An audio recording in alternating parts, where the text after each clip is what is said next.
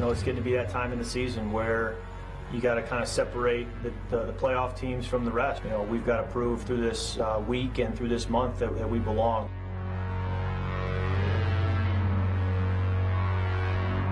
A huge challenge for us as a team, but that's what you want this time of year.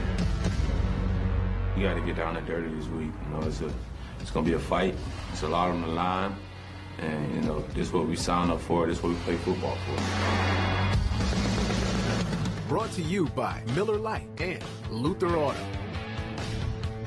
And now, to kick off your NFL weekend, this is Vikings Live.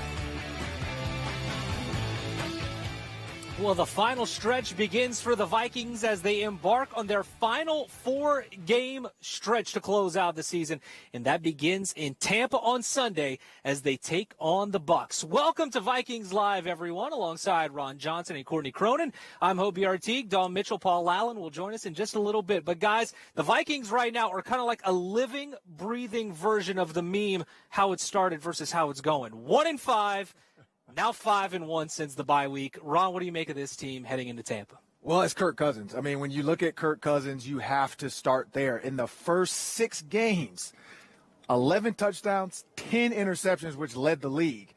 And now only 2 interceptions in the last 6, 15 touchdowns. So Kirk Cousins is night and day. You look at his passer rating, 124 in the last 6 games. That's number 2, only behind a guy by the name of Dwayne Haskins. So technically he's number 1. But if you look at everything he's doing, he's just getting the ball to the right guys.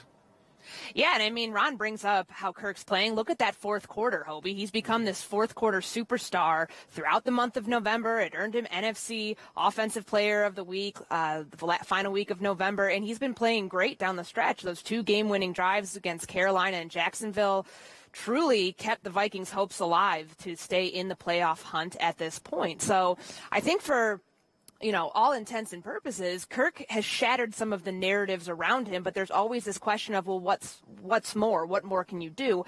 Do it against a winning team, a team that has a winning record, a team that's currently ahead of you in the playoff race, and then I think you will be able to kind of get this team back to where it needs to be and project it even further on throughout the month of December. Dalvin Cook has also really helped out the Vikings record, too. No doubt about that with his Offensive Player of the Month performance in November. But on Sunday, it's going to be strength versus strength whenever we show you what Tampa Bay brings to the table, especially as a defense. This is a team that's been really good, especially when it comes to stopping the run. And as we show you some of the stats, they have yet to give up a 60-yard rusher this season, the best individual performer. It's been Christian McCaffrey, and that was back in week 2. Guys, Dalvin Cook, he is running wild right now, averaging 113-plus yards per game. That leads the NFL.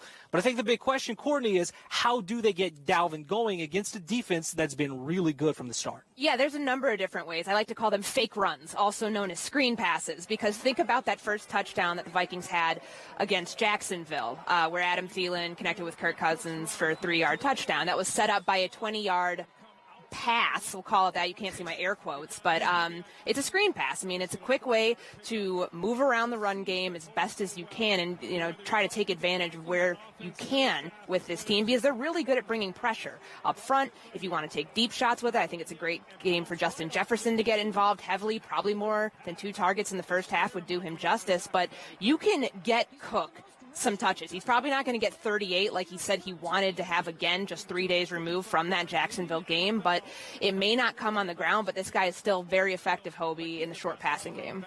Yeah, and I agree with Courtney. It's going to be screens. You look at what they're good at. That's on the edge. You want to make sure you get those guys moving. But outside zone, when those guys are moving together, they're going to have to get to the second level and get those linebackers. Those guys filling the gap is what's made their defensive line so good in stopping the run. You get to the backers, you have a chance to break a long one. Also, Courtney mentioned Justin Jefferson, and the rookie has just been on absolute fire this season. There are only 5 rookies in the Super Bowl era to go for over 1,000 yards in the first 12 games of their career, and there he is, number 2. And you look at 3 of the other 4 names that are on that list, they went on to win Offensive Rookie of the Year. Ron, I know that that's a big award. It's an individual award that a lot of people like to put a focus on at this time of the season, but Justin Herbert's playing well. Tua is as well, but right now, would you say that he's the front runner? Yeah, he's a front runner, and it's definitely going to come down to wins. But if you look at the other two teams, Tua with Miami, yeah, he's playing well. Justin Herbert is kind of on the decline. I say Justin Jefferson from a standpoint of who he's playing with, Adam Thielen, and he's neck and neck in stats. He's giving him the opportunity to be open. That's the reason why he should be the Rookie of the Year. Yeah, and just real quick, following up on that, Justin Herbert's play has completely declined. He had a 49% completion percentage in that 45-0 blowout loss. I was still surprised he was playing in the fourth quarter in Week 13, but I think this is more than just an individual honor. I think it's something that you have to factor in. How are you helping your team win? And I mean, Justin Jefferson is keeping this team in games, Hobie. He's doing things that you just don't see rookies come in and do right away. So I think that should be factored in when you talk about the overall body of work, the impact he has on this offense. It's unlike anything else that anybody else is doing as a rookie right now in 2020. Well, it is award season, and the Vikings have a great nominee, if you will, with Eric Kendricks, today nominated as the team's recipient for the Walter Payton Man of the Year. And for more on that, Dawn Mitchell joins us. And Dawn, EK, very, very deserving. You know, it's an absolute fitting honor, from his work with the Social Justice Committee to his tireless efforts here with groups in the Twin Cities. He is just a tremendous nominee for the Vikings. However, all of this is just a byproduct of a genuine passion to help. We need a lot of help. With that idea in mind, I feel like there can't be anything that's bad that comes from it. Whether we have setbacks or whether, things don't go our way, if we have that mindset, I feel like we'll continue to move forward and we'll continue to make change. Making change is what Eric Kendricks is about. He is the 2020 Vikings nominee for the Walter Payton Man of the Year award, and for good reason. First of all, I wanted to say I'm honored. Like I said in the video, wasn't my intentions to, go after this award in particularly. I just wanted to help the community and give back because a lot has been given to me. In a press conference to honor him, Kendricks instead gave the spotlight to groups he's been working with for years. All Square, the Hennepin County Juvenile Detention Center, and Every Meal. Eric is not just... he doesn't just do these things in front of the camera. I've taken him. He's asked to come several times to schools to visit kids and everything. Specifically says we don't need cameras there. This is a true-hearted person. This isn't just something he feels like he has to do. We were putting the foods in the kids' backpacks. I feel like that was kind of a discreet way of giving them food, but also not showing to their classmates if they are in need. And it's genuine. It's hands down genuine. He's a busy man. For real. I mean, he doesn't have to do this here. There's other football players that are doing other things with their time, so time is important when somebody takes it out of their life and gives it to you. On behalf of the Hennepin County Juvenile Detention Center, we want to thank you for your time and commitment and working with our youth. It's just been a tremendous relationship for the past 3 years. Eric Kendricks has given of himself tirelessly for years behind the scenes and growing accustomed now to raising his own voice louder to further help others. As they say, a rising tide lifts all boats. I'm applying the pressure to myself as well. I'm applying the pressure to myself to do more. It's not going to happen overnight, but we got to do something. And if you're doing nothing, it's not good enough. Eric's passion is on display. His work as well has been done here in the Twin Cities well before any camera has been focused on him. And he is your Vikings nominee for the Walter Payton Man of the Year. Back to you. Thank you, Dawn. I know a lot of people are going to be hoping to see Eric Kendricks on the field on Sunday. He's missed the last 2 days of practice, and you're going to need all hands on deck facing Tampa Bay, a team that is loaded but has lost 3 of its last 4 games, all to current division leaders, though, Ron. Yeah, when you look at loaded. When you look at what they have in Tampa, I mean, it's just it's Tom Brady. It starts there. But then offensively, like you said, these last 3 to 4 games, the defense has let them down on third down, and I think that's going to be the key for the Vikings. Yeah, it's going to be interesting to see if they were able to, quote-unquote, fix their offense. They've had 2 weeks now, Hobie, and one thing I'm kind of a little baffled by is Tom Brady's one of the best play-action quarterbacks in the NFL, but they don't use play-action. Byron Leftwich was kind of miffed by it, too. He's like, yeah, I don't really know why we're not using it that much. Well, they don't run the ball. They abandon it so quickly. So I honestly think that you're going to get an offense that's going to commit to it with Ronald Jones to set up some of those opportunities. So you're not seeing Tom Brady just dropping back and taking deep shots. And you mentioned Ronald Jones. They also have Leonard Fournette. They have Antonio Brown. They have, you name it, they're on it. It's like a Madden team right now. But Ron, one guy who Brady really is loving to go to right now is his old buddy Gronk. Yeah, and when you look at the plays right here, I mean, the first play we're going to see, he's just spreading everybody out. And that's where the Vikings are going to have to figure out when they go man free. So if you're going man free here, everybody has to account for 5 guys in coverage.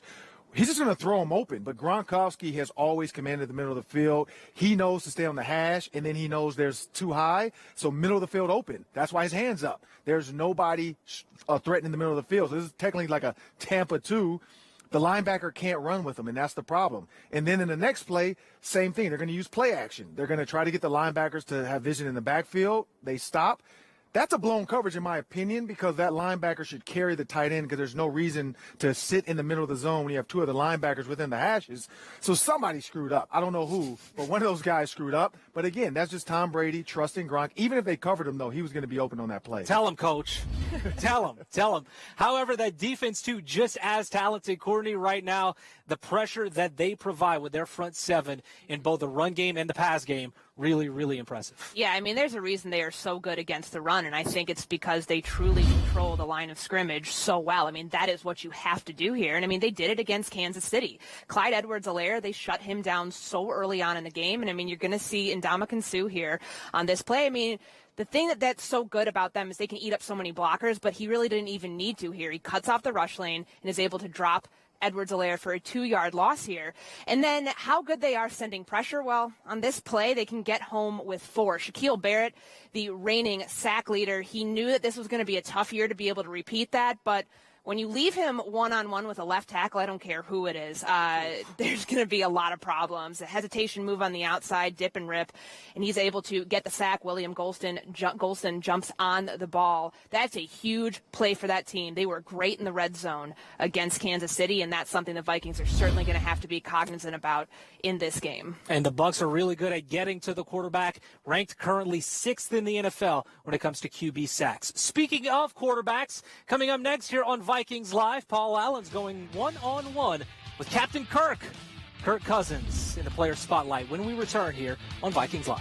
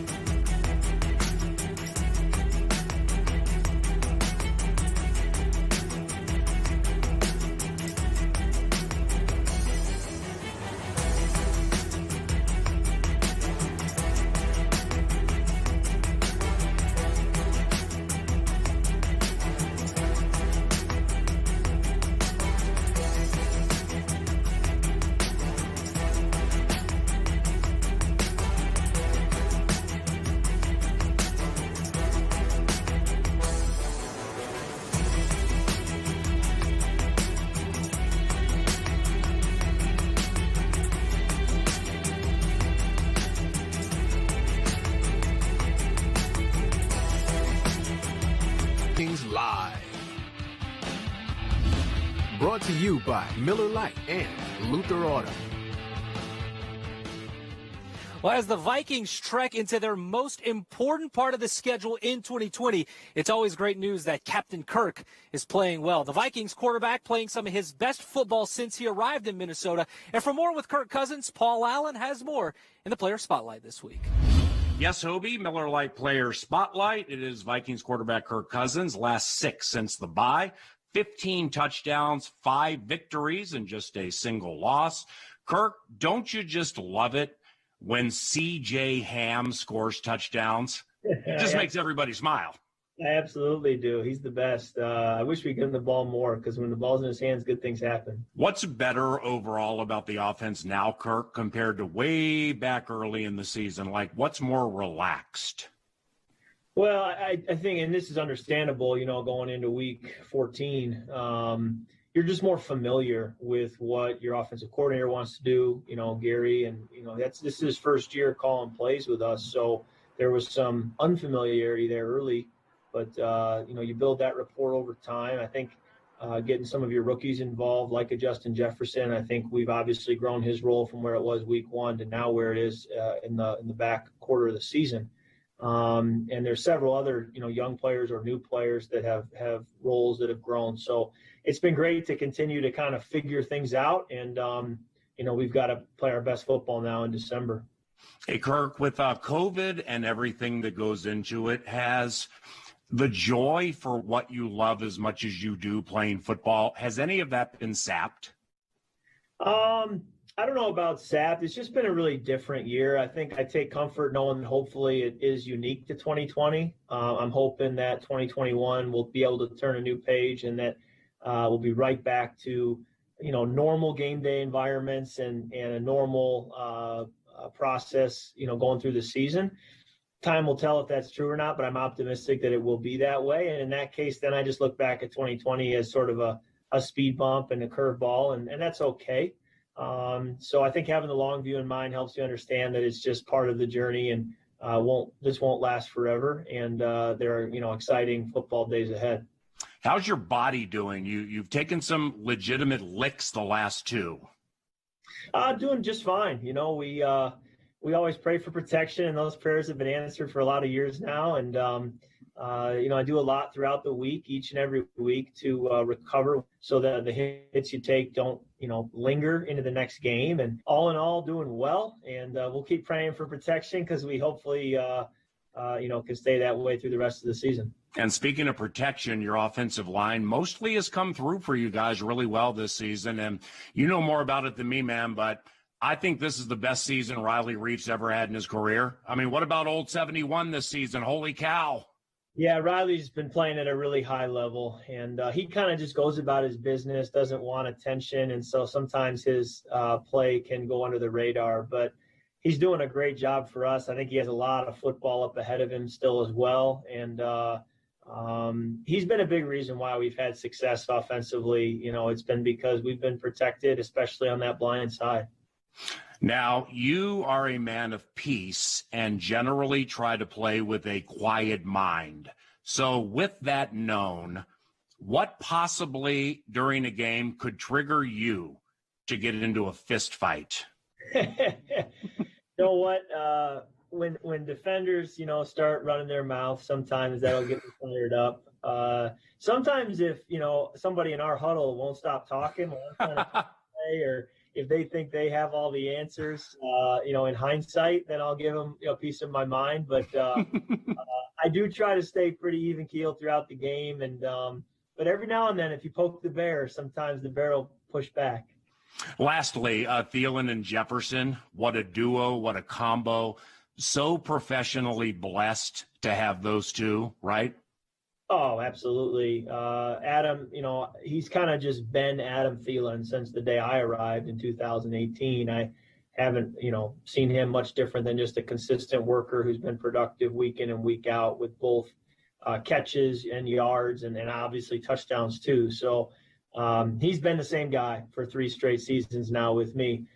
Justin obviously was the unknown going into this year, and we are just thrilled with the player he is and the way he's contributed. And it's still so early in his career. And I think we're excited to know that hopefully there's a lot of production up ahead for him. And I think they complement each other well, and they are able to really benefit one another. And so I just try to distribute the football and let them go make plays. My man, that's what you do. You make plays. Thank you very much. Best of luck this weekend. And Hobie Artigue, maybe Sunday everybody came to see Brady and left talking about that guy, Kirk Cousins. Let's hope so, PA. Guys, you look back at the game against the Jags. Passer rating-wise, that was Kirk Cousins' worst game since the bye week, and he still threw for 3 touchdowns.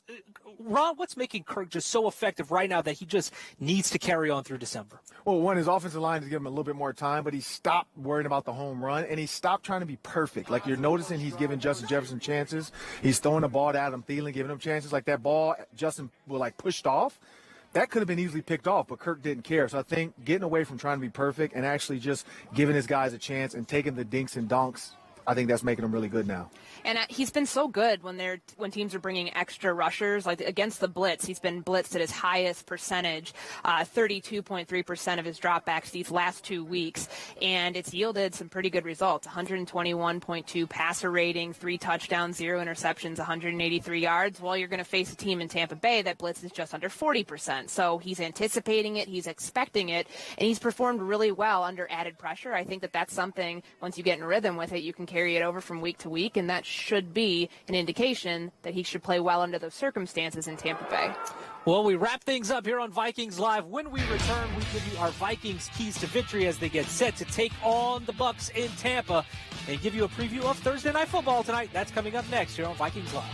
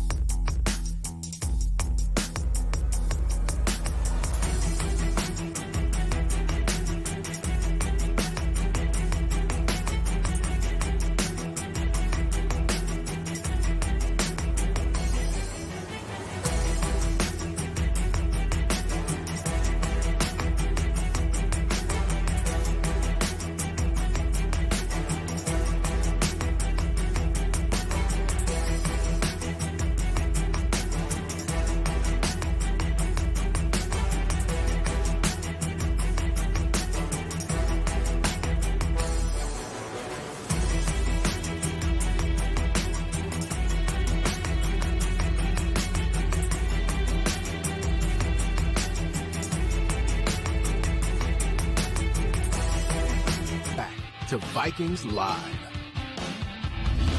Brought to you by Miller Lite and Luther Auto. Time now for the Word's Eye View, and for that we go once again to Paul Allen before Sunday's game against the Bucs. Yeah, Hobie, the Word's Eye View, these Brady-led Bucs, these swashbuckling pigskin pirates, hardy har har, Don't forget about us, because Vikings are greater than Pirates. Our vessel is guided by Captain Kirk Cousins, 26 TDs. Captain, let me do it again. 3, 2. Yes, Hobie, the words I view, these Brady-led Bucks, these swashbuckling pigskin Pirates, hardy har har. Don't forget about us. Vikings are greater than Pirates, and our vessel is guided by Captain Kirk Cousins with 26 touchdowns. Commander Dalvin Cook, 14 touchdowns, tied for most in the NFL with Tyreek Hill. First mate Adam Thielen, 11 touchdowns inside the 20. In the business, we call it the red zone. And second mate Justin Jefferson, he can sink your ship all by himself. Sound the trumpets, friends. It's time for the Bucks to walk the plank. All right, time now for our Vikings keys to victory. And Ron, the Vikings will try to get a win. But here first, the path to the playoffs for the Vikings. Last week, they were on the bubble. This week, they're in it for a wild card spot at 6-6. Your key to victory, though, on how they can get a win in Tampa Bay to keep this nice little streak they have going strong. Well, if you look at Dalvin Cook, it's getting Dalvin Cook in space. We know in space he's one of the most dangerous running backs in the NFL next to Alvin Kamara. You look at his 16 touchdowns with catching the ball, so he clearly is effective, 69 on the ground. So you got to give him the ball in space. Courtney. Well, Tom Brady's been sacked 16 times, but he's been hit 44. So there's kind of a weird discrepancy there. And I asked Andre Patterson, what do you make of those numbers? I think there's a lot of different ways that you can interpret that. Maybe he's slower in the pocket, making decisions about where he's going to go with the ball. Maybe it's his receivers not getting separation. Nonetheless, you have to swarm this guy. You may not be bringing him down or coming away with 4 or 5 sacks in a game, but this is a situation where you have to pressure him any single way possible to be able to throw him off that spot, because think about it, what's not worked for them recently and what's been the key to victories for other teams? Taking away that deep pass. So if they are going to go with that, Hobie, you better have that pressure up front to take away what's going on the back end. All right, and Thursday Night Football coming up after this. It's the Patriots at the Rams. Ron, Courtney, who you got? I'm going to go Rams. Going Rams. Jared Goff, 2 touchdowns. That's a read. You know what? The Patriots, they've kind of been riding the wave this season at 6-6. They are kind of down right now, but I might go with the Patriots for the upset. Okay. I might go with the Patriots. NFC West is a wild race. It is right now. Both teams with a lot to gain and a lot to lose. Ron, does that change your mind at all? Nope. Nope, not at all. You know what? And also, anytime we've always had the sweep, the other team always wins. True. So guess what? I'm going to go with the Patriots. I just think Aaron Donald has what he, that's Cam Newton doesn't like mobile guys like Aaron Donald. He's going to be able to get in there quicker than Cam's expecting with the 3 technique. I think he'll give him some trouble. But yeah, if Cam can get outside the pocket, then yes, they have a chance. All righty, that'll do it for us here on Vikings Live. Be sure to join us for Vikings Game Day Live. That's coming up Sunday morning at 10 a.m. as we preview what's to come for the Vikings in Tampa Bay. For Ron Johnson, for Courtney Cronin, for Dawn Mitchell, for Paul Allen, I'm Hobie Artigue. We'll see you Sunday. Presented by Miller Lite, official beer sponsor of the Minnesota Vikings, celebrating 60 seasons. And by Luther, the best place to buy a car is also the best place to sell your car. This week.